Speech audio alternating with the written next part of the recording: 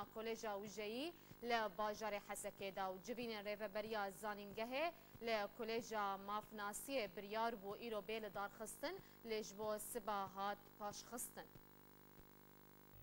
ریوبریا زانینگه فوراته دهروجا سیشمه بریارا گرتنا کلیجا وجهی لباجار حسکه جروجا چهارشنبه ده 20 و 27 هیوا دوازدان سال 2017 ده و جوینین ریوبریا زانینگه لکلیجا مافناسی بردوامه.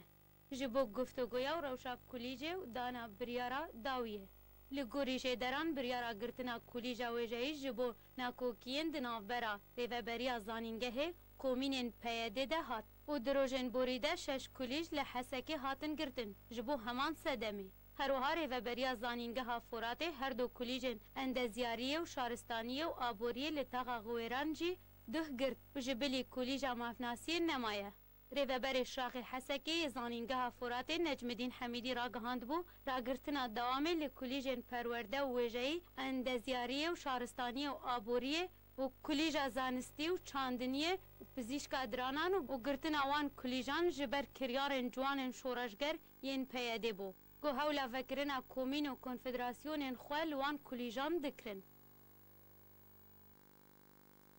پنساد روز لسر زندان کرنا روزنامه وان آلان سلیم در باست و هین پیاده رجد سر واندناوی زانیاریم بهتر دوی راپورتی ده. آلان سلیم احمد پیامنیر مالپرا یکیتی میدیایه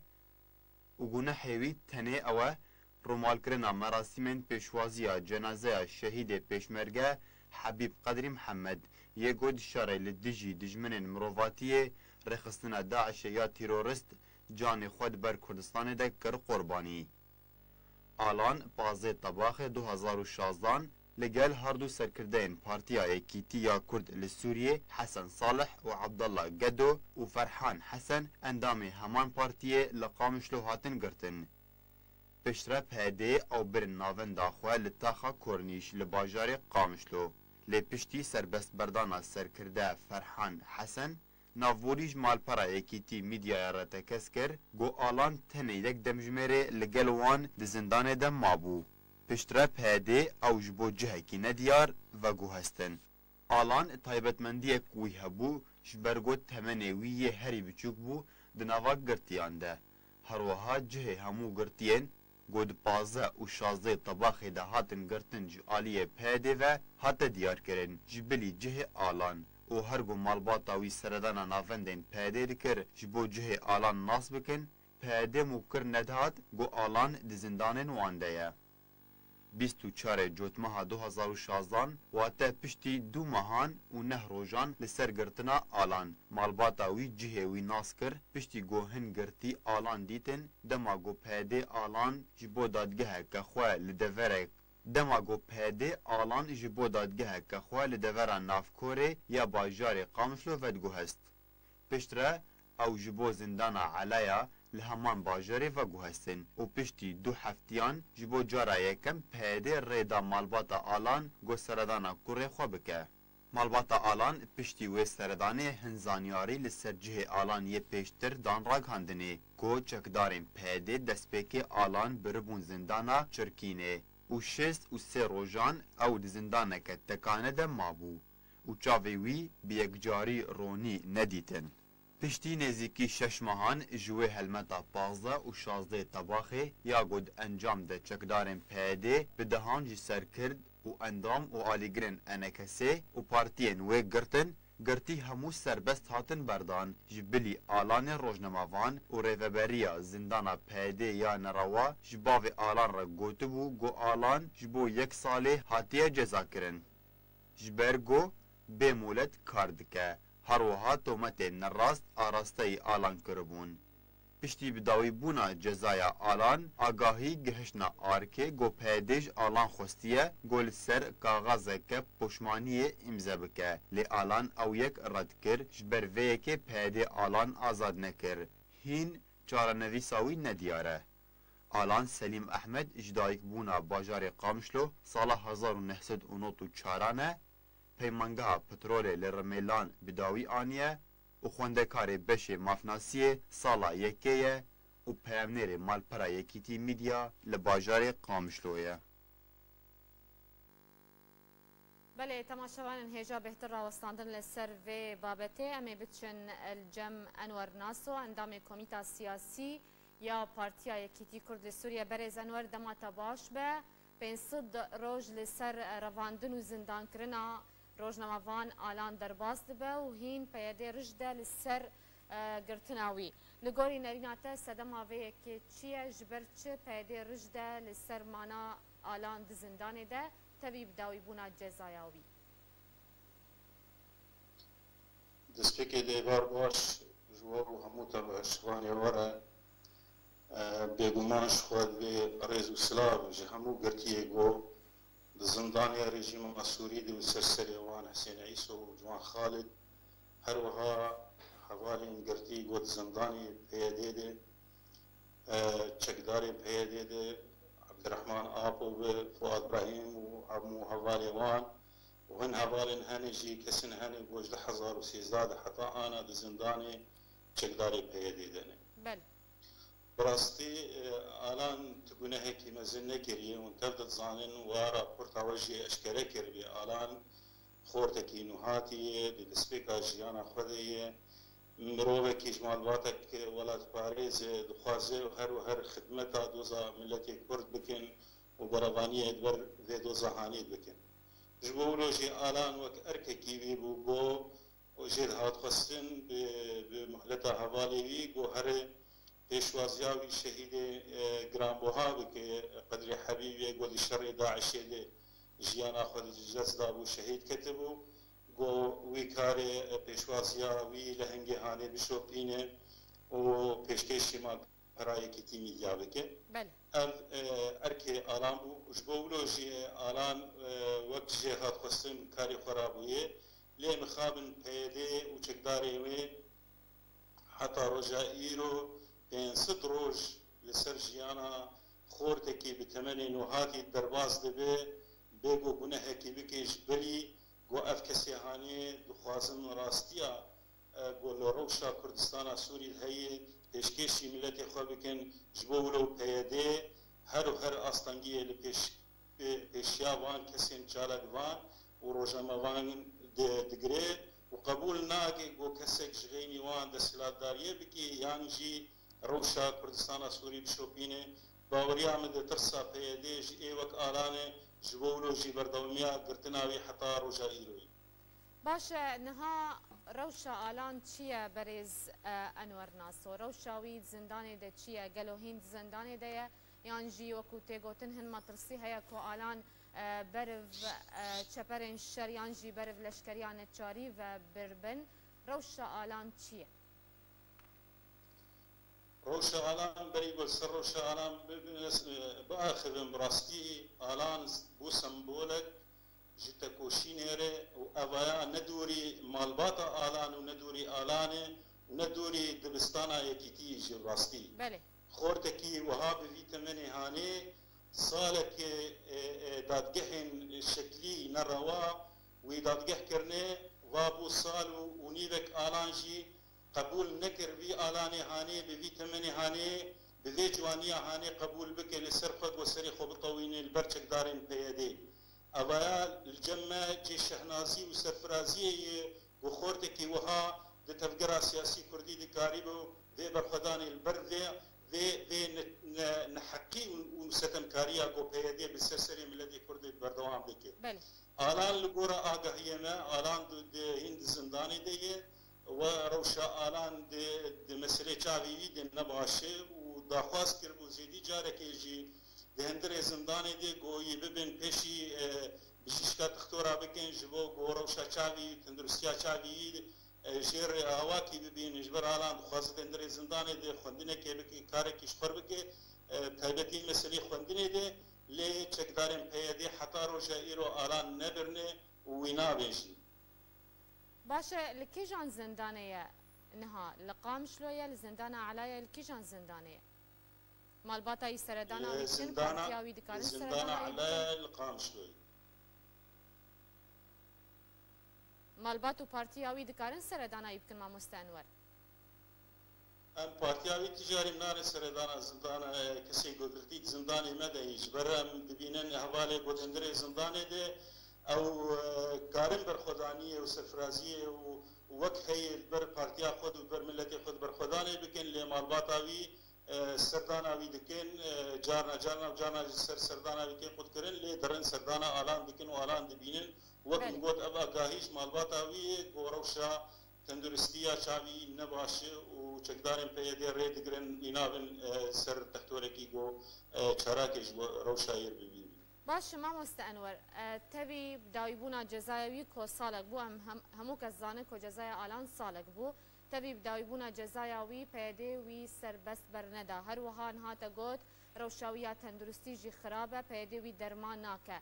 اف يكتي واتي قو بيدي تخوازه آلان وك رهينه الجم خو به لدا كو فشار المالباتا ويانجي البارتياوي بك يانجي راغهاندنه بك بگشتي بيدي ارمان جاويل بري گشتكي لسهم لسر بارتياوي ولسر مسئله راغهاندنه يعني هون زانن بده خورتا جندري كردستان سوري هاتن اشكنجه كرن وهاتن لوان خستن وان اويتن جدروي سينو راجي بيشوا بگرج محمد بشار جي جنگين علي کو برزان شیخ موسو نام لستد دريج براسي بيدي قول تجي وان كسي روجنما وان گو وان كاري چوتو خراب لدجي وان ديكي ليه از دخوازم سر مثلا انه حكم نروا قواتي كرين هناك سركردين جو نافتين سركرده مخابن هكر جو سركرده بن اي گورد دريبا بريا بارتيه گودر گريداي بريبا بريا بيديوه جانم د زندان بود گوتن افکسی گودندر زندان د نسیاسی نجبر مهلت جو پیاده نگرتن و التزام بقوانین پیاده و ریوبریه ناگرن از دنگ خبری گشتی دیدم وان اوی ببون بردر که بلاش پیاده ره برا ایرو ناس بکن پیاده به چاوایی گوبرا پیاده خودی بریاره و کار خلکی بردیان بگرو یا نگره پیاده صورتك هندري كردستان سوري دي يجو ريفبريه دكين لبش حركسكي الريفبريه دي تقدركي بككل كيلكاويه او فرمانه دي تفلان كسي برد يا تفلان كسي بقري يا توابك تولو بكي جيم خابنيه يجو كسبناوين كسن وقفانا دوري همي برنسيبي روايه ودسقه و مافناسين دين جو خد خو بد الناس كرين جو خديه ديمقراطيه يعني حرتش نيزيكي واني جبلي قوتنا ديمقراطيه وما في مروفان وما في كسان دو بوزاروكا درافين جندري دبستانا وبري وان دين تشكداريه دين لكيدا كي اف حكمي هاني هاتي پیدا كرين د زمان قرقوش دشي كاركي ولو پیدا نبوي دادگه ولو نهاتن خوياني كرين د تاريخ ملتا ديگو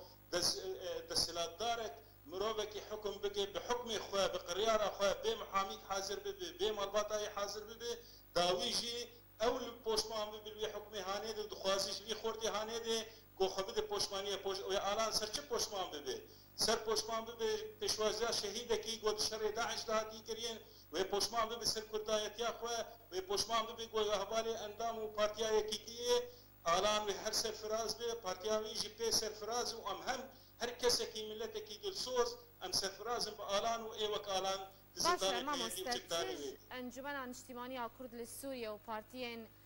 کردیین سیاسی ته خواستن برانبری آلان و همو گرتین گونهات زندان پیاده دنه بيقومان أبايا أركيكي هم نتوية أركيكي مروفية جهر كسيتي خستنج أنجمنا اجتماعي تاني كرتي خستنج جبه گوبری کشی انجمنی وش پارتیاوی دی خواستن لی جهر کسی کی گو داخوازا مافناسیه دکه داخوازا مروباتیه دکه داخوازا وکهویه دکه داخوازا پاشروجک باش ملتی خور بخوازه گرکه لکیلکا وان تشتی نروا لدیجی وان کریارین چوتی گو پیده بی راده بی پیده جیانا سیاسی دهندر کردستان سوری تنده که جیانا زانین دهندر کردستان سوری تنده که منتبت زانین رو برو هم دخوندن ده آستا نزم ده حتا ده آستا زانگه ده زاگویا ده ایرو پیده گریه پیشا خورده کرده گریه و دخوازی گو اف خوردانا لکولانا بمینن بخوندن بمعرفت دهندر کولانا سوری تبایی ده بچه حقیق و ایرو پیده و ایرو وانزان انگها و الهندری باجاری حسن کنی و خورده ما اب آستانگی و فقیری و بلندازیاب و ایمنتی تیده و پیشاوان خوندوانا بگری و وابکه از دیسا دنگی خواه باندکیم هم انجمنان اجتماعی کرد هم کسین مافناسی قول كيلكا في مروفي هاني وخلكي ما وقرتيه ما بسكنن بدنجكي بلند واشكره لديجي فان كرياري بيدي جو تشوتي جو خدمتها تكسينا تجريني دشمني ملتي كرش خوا او بخوا خاطني جبو خدمتها ريجيما اسد وريجيم دسلاتا ديجي ملتي كرد خدمتها ويبكي بله گلکی سپاس بو تبلیغونا ته برز انور ناسو اندام کمیته سیاسی پارتیا یکیتی کرد لسوریه تلگلمه بو بریاسکای به زور سپاس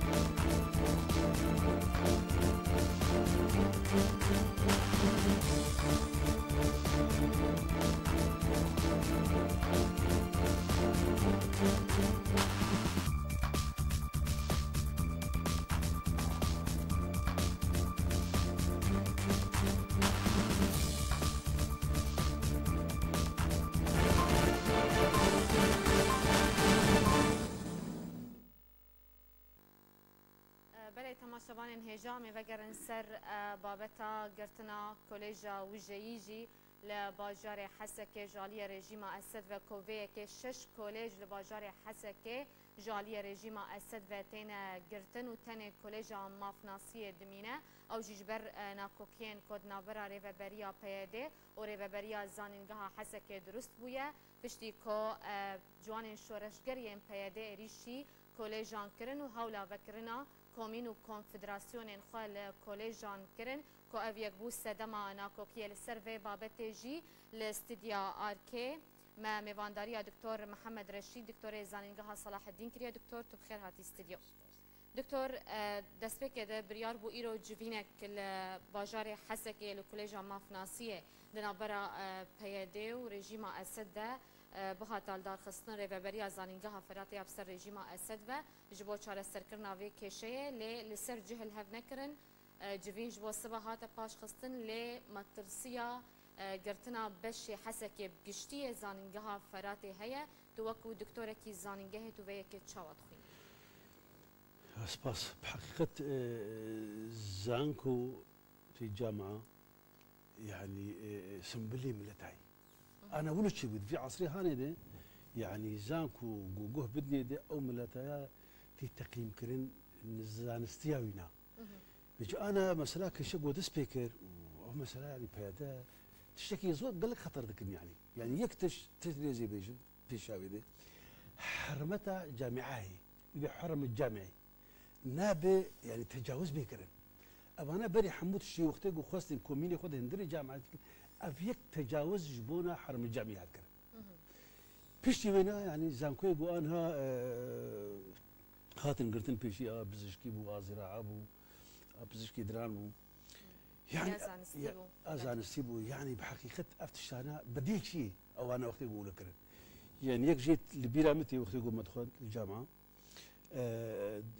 بعث بعظمتها أخوة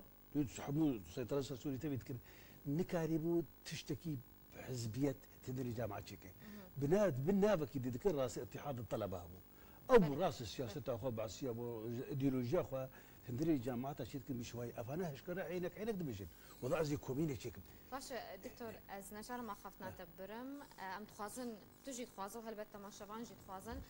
داوی زانیاری بزانبن درباری بویرین کنها لزانینگاه حسکه چید به اجبر ویکی از بچم جم نوچگهان آرکه دارا عبدوش حسکه دارا دمات باش به داوی آگاهی جمت چهنه درباری جوینا کوبریار بو ایرو بهاتال دار خستن لکولجا مافناسی مهابات خلص بله خوندوان و جوانا الحسكه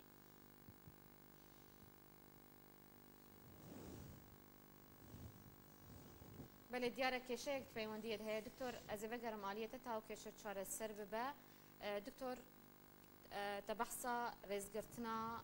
زانینگه و حرم جامعی تکر تدقود رژیم اسد به دیکتاتوریت اخوا نکاری بود شتکی حزبی در باسی نوا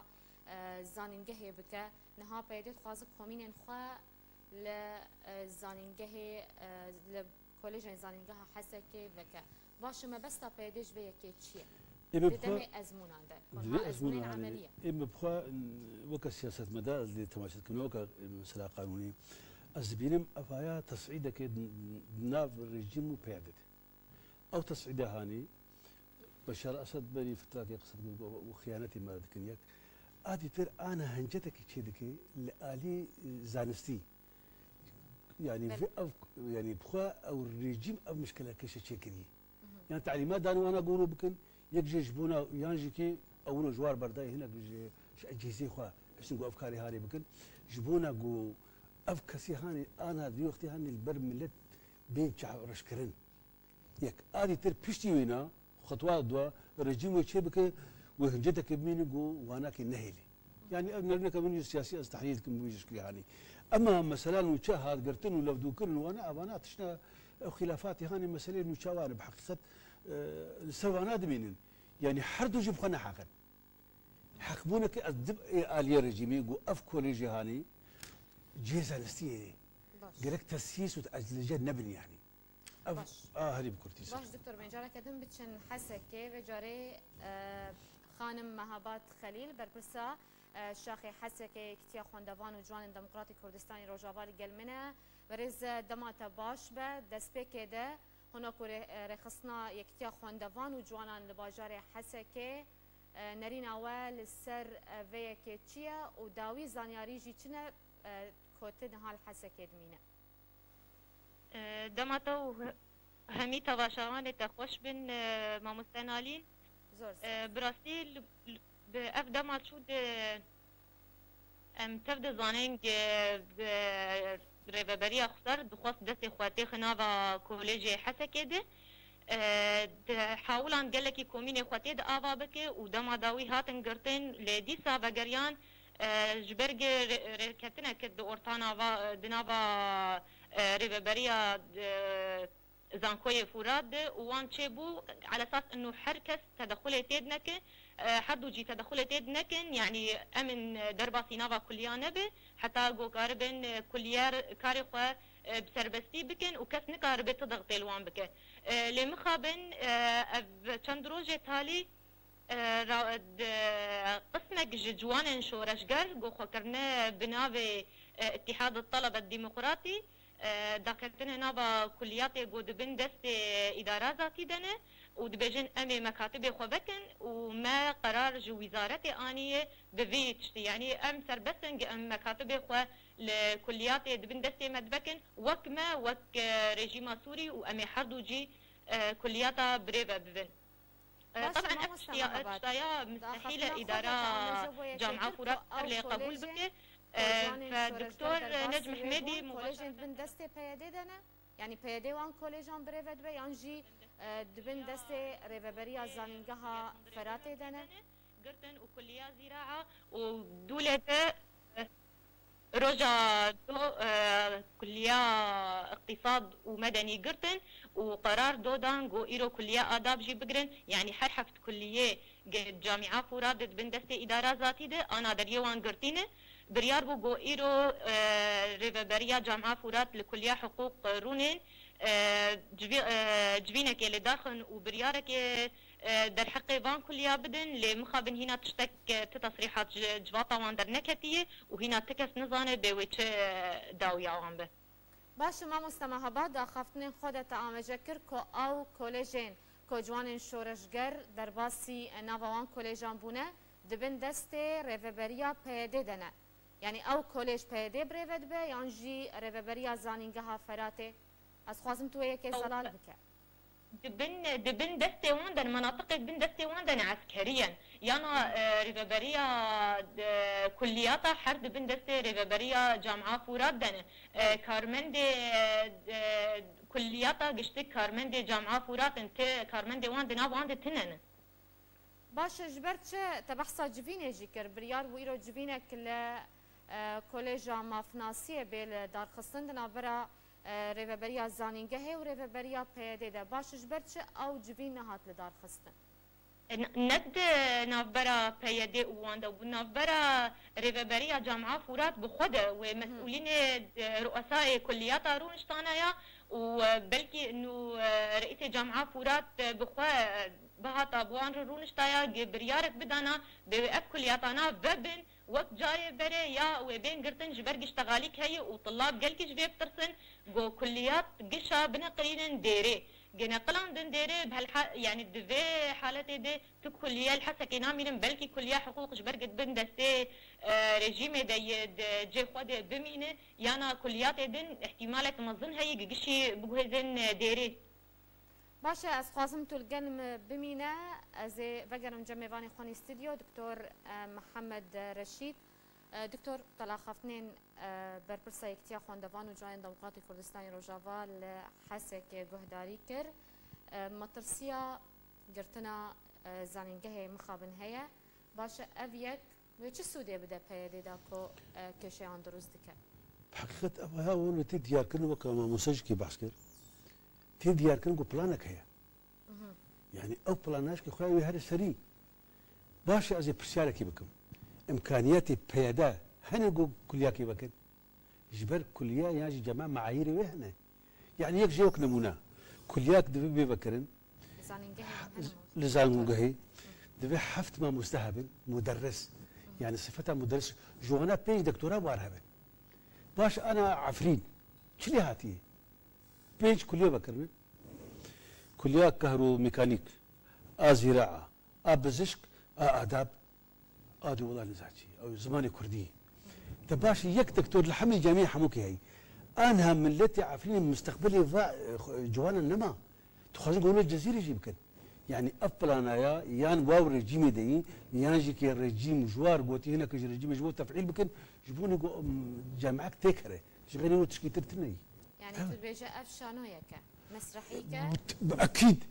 يعني بجمان ارمان جي جبوب وكرد بمينن انسان جاهل نخوان دفان خوندنا بالات تنبي باش تزاني حتى جامعات بدبي يعني صد يعني معايير قزور هني يجي برياره وزيري خوندني بالا ادي تر سروكي زانكو تزاني قول فيدي سروكي زانكو برياره رئيس مجلس الوزراء تيكرن لو يدركي سروكي زانكو برياره كيف يكرن يعني زنافانا حوجي بيج النور بكينه ما اواتش معقوله يعني تشكي نا عاقل شيء بكي ماي درس سياستي حموكي بقرن بس مسألة إنساني مسألة مروفاتي تشوفها مسألة بقرن يعني ويت بخولوا ما زاقوا دس بيكرني براسي ولا ما تسكني يعني أزوات تخمينكم وبقي صار شيء أساسي باش أجر أنا هالرجيم بيجن بيفرموا كليها مو فرضا طبعا نادر شيء إمكانياتي واتني بريفا كلياتها دمكي بلانك هي بيشلو كليا دراسوري كليا هنا او طلبوا ديسو هرن وديس مثلا بزحمه وكشان تيبي يوم وقت يقوم شابيبو اللقاء مشلو كليتنا ابو الحجاج تنبو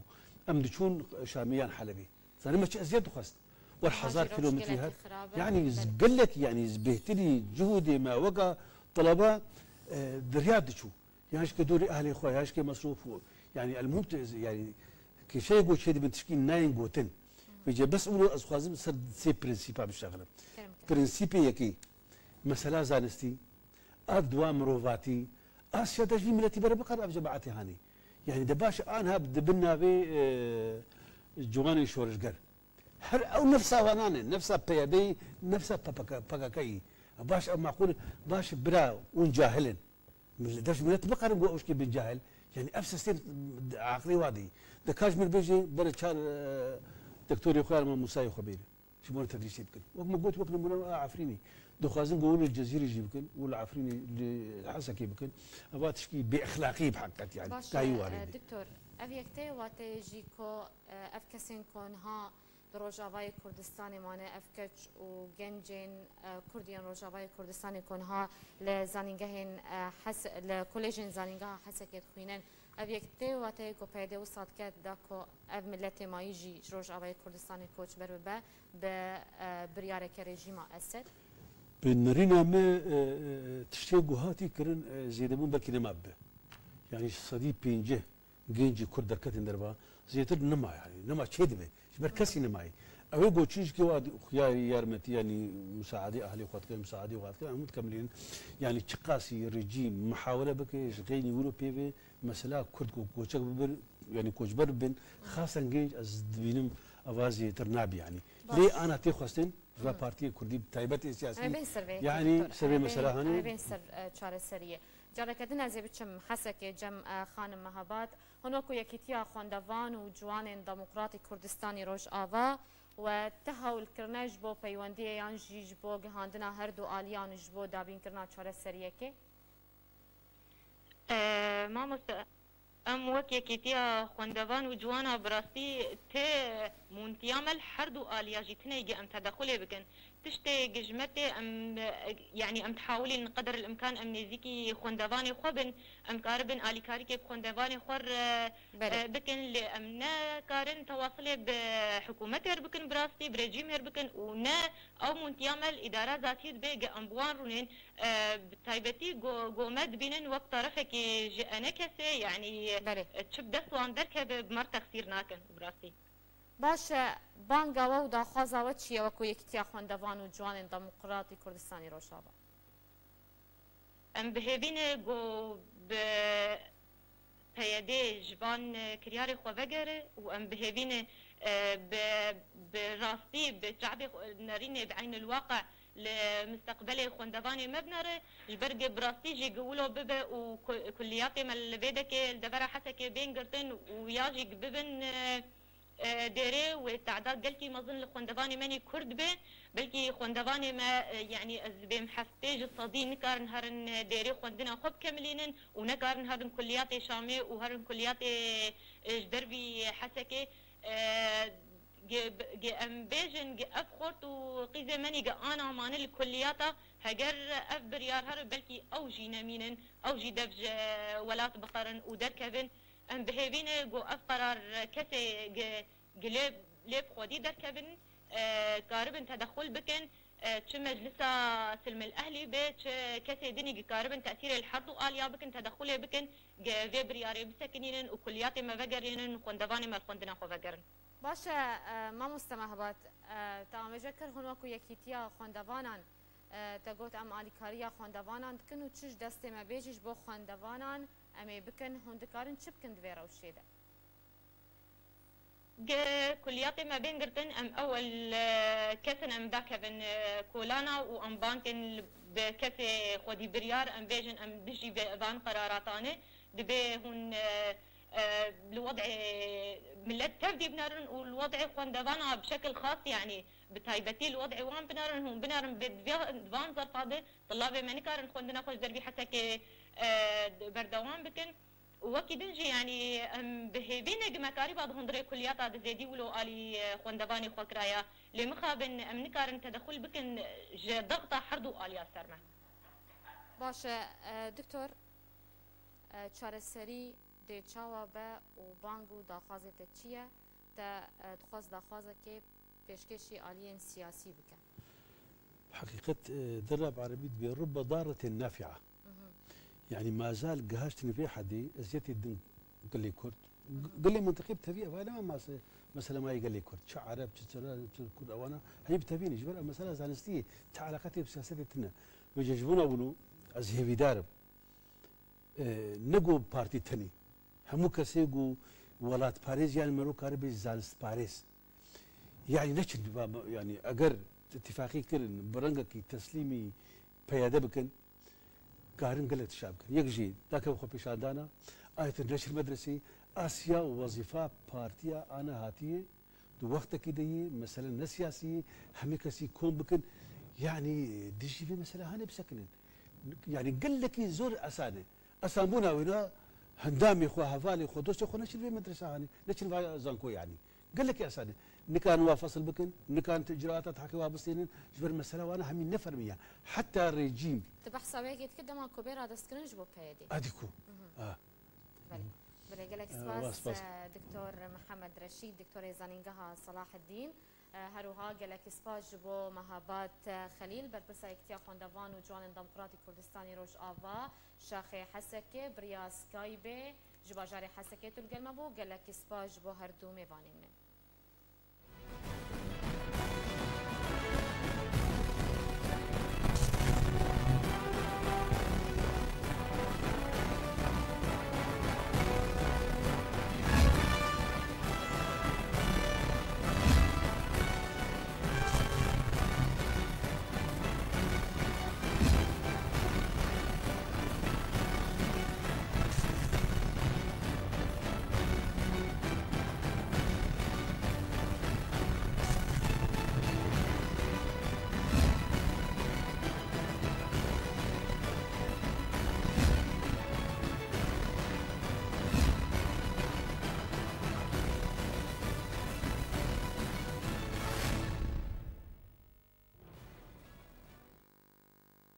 فرماندارکی هزا پشمرگه کردستان دبیجه حشد شعبی دخوازه سینور سوریه بخد بن کنترول خود حشد شعبی و پیلان خود ریا چکدار پارتیا کارکرین کردستان پککل شنگاله جیب که جمال مرتکا فرمانده هزا پشمرگه کردستان لمحور گویره راگهانده پککه و حشد شعبی لسر کفتنه که برفره رکفتنه بتایبتی لسینور شنگاله جبر بغداد و خوازه و دور بهتر بخد بن کنترول خوده وی فرماندر هزا پیشمرگه کردستان سربار کروگود که بریدمکه شاندکه پله بلند لیوگرا شیعه سردانا شنگاله کرو دریا چکدارین پککه و دخوازن سردستیا شیعه لدورا شنگاله بهستر بکن.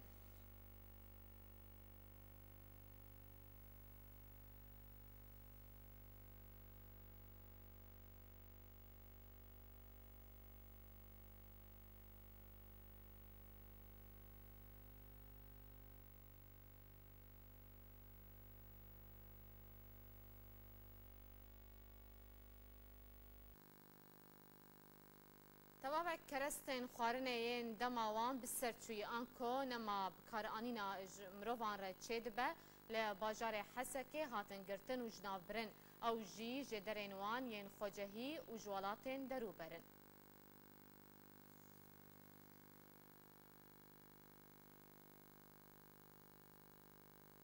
دبولتنین بیده او راپورت و جواره بینمایش کرن.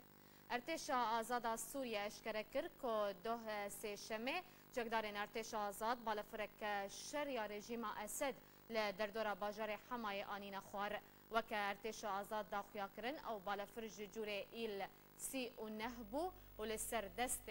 فصیلا ادلب یا آزاد یا سر ارتشا آزاد و هات خوار ده انجام ده فروگوان و جیگیری وی هاتن کشتن جالی خواه رژیم سوریه دام پیدان براستی بویر داوراگهان بالفرك الشريا رژیم سوريا لنزيكي نافچه الحمدانيه و ام الحارتين لروجالات حمايه لسردست چکدارن اپوزیسیون کتخوار.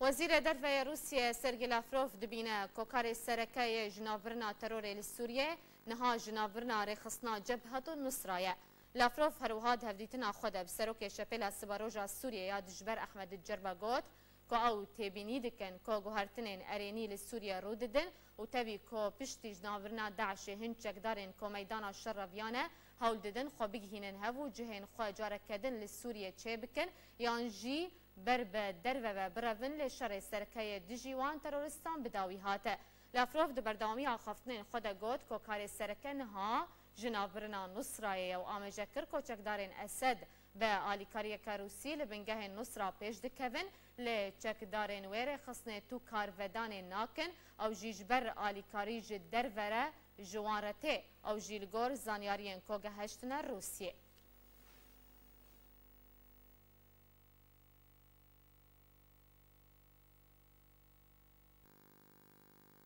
پیفدارکی لشکری اپراسیون دژی داعش هجمار تروریستین مایی جی داعش لسوریه و عراق بنزیکی 1000 چکداری در برانده. ریان دیلون هروها آمجه کر کونها بهتر او کار لسر گرتن لپیش گروپین تروریستی دکن تا تو بمپیکرنان انجام ندن. دیلون بریانها جی اشکر کربو کونوت و هج صدیج دستکفتین داعش لسوریه و عراق هاتنه وگراندن.